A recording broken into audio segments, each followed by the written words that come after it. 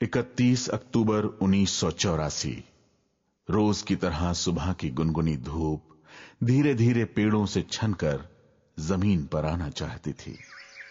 पक्षी अपने आशियानों से निकलकर नीले गगन की ऊंचाइयां नाप लेना चाहते थे। देश को बुलंद ऊंचाइयों पर ले जाने का सपना लिए प्रधानमंत्री श्रीमती इंदिरा गांधी भी घर से निकली ही थीं। रोज सम्मान में सिर झुकाने वाले प्रहरियों में से दो ने हथियार उठा लिया और क्षण भर में श्रीमती गांधी को छलनी कर डाला। स्वाधीन भारत के स्वाभिमान का प्रतीक बन चुके कालखंड इंदिरा युग का अंत हो गया।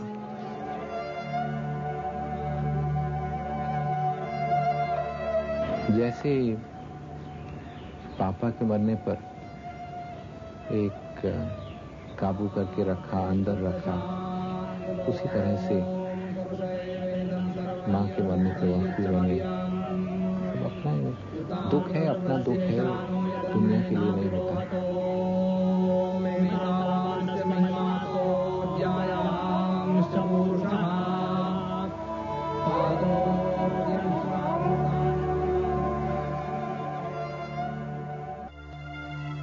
मैं अपनी माता से आखिरी बार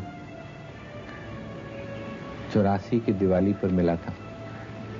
उन दिनों में मैं काफी दौरे कर रहा था, इंदिरा जी भी दौरे कर रही थी और 2 दिन के लिए मैं दिल्ली आया था दिवाली के लिए।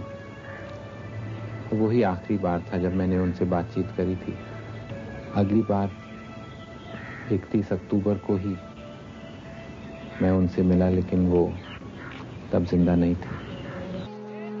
भारतीय राजनीति और कांग्रेस पार्टी में नेतृत्व का शून्य उभरा।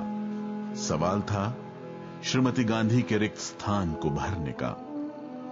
इस समय इस चुनौतीपूर्ण जिम्मेदारी को संभाला राजीव जी ने। Discharge my duties as prime minister. Rajiv ji का राजनीति में आगमन किसी रणनीति के तहत नहीं, बल्कि असामान्य परिस्थितियों में हुआ था। उनके गैर राजनीतिक स्वभाव के कारण विपक्ष उनके नेतृत्व पर संदेह करता था, लेकिन जब उन्होंने कदम बढ़ाए तो हर कदम मील का पत्थर बन गया।